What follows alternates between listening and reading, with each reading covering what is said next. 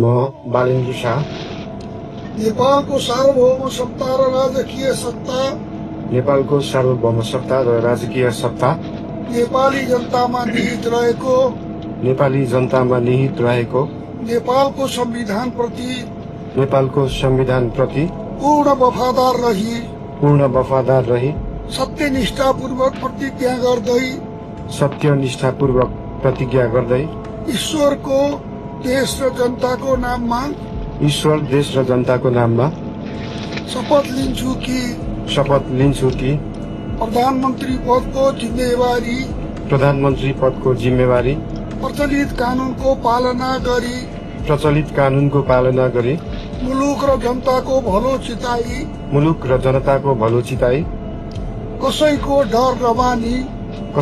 डर नमानी पक्षपात नगरी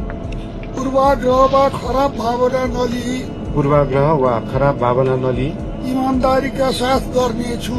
इमानदारीका साथ गर्नेछु